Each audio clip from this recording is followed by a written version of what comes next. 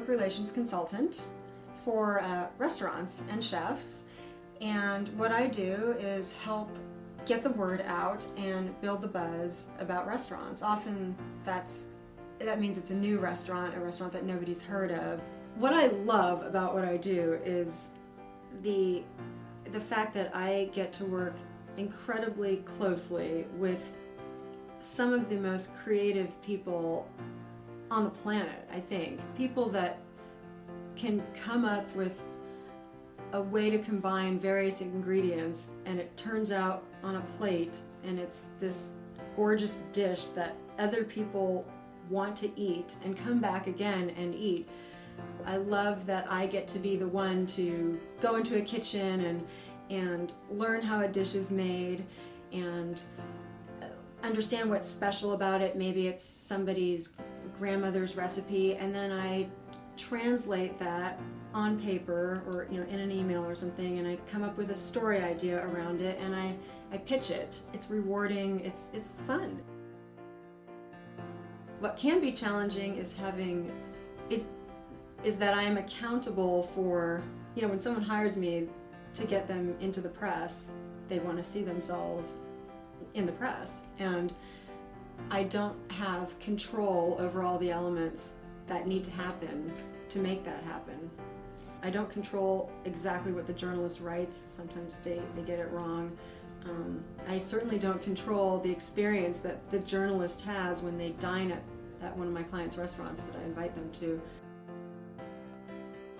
I did handle public relations projects for corporate entities for about 12 years, mostly high technology companies and biotech companies. I had an epiphany. I had a medical scare, actually, to tell you the truth. That turned out fine, but I remember coming home thinking, well, what if it hadn't turned out fine? What am I doing? I've been doing this for 12 years. It's just inertia. If I can be successful doing high-tech PR, what about if I did it for something that I live and breathe and am completely excited about all the time? And if you look around my house, even back then, it was cooking magazines, cookbooks, any vacation we went on, it was built all around what restaurants are we going to go to, and that's what makes you good at it. Your job should be a hobby. I closed down my high-tech business, really, which was really scary, and I enrolled in culinary school, and it was a really exciting, fun journey. After I went to culinary school and then worked both back and front of the house at a restaurant, I was really prepared with a lot of skills that today make me successful in this job. When I got out of school, I wrote to the local food writers and I asked them, who do they admire? Who do they like to get their stories and information from about restaurants? Who's great at restaurant PR right now? And I got a few names and I contacted those people, and one of the women, Susie Beeler, she's a veteran in this business, pretty much offered to work for her for free. And she taught me the ropes a lot. It takes a lot of different skills to be successful in public relations.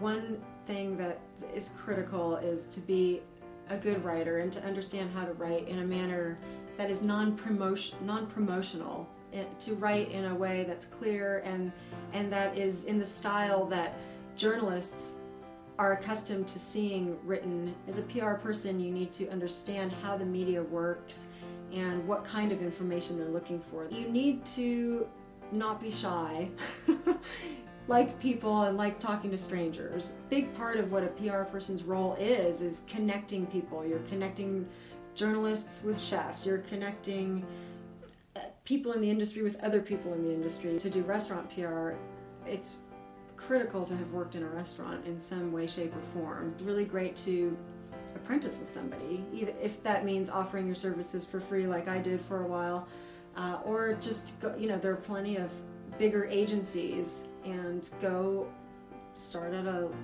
junior level and learn from someone who's really good at it.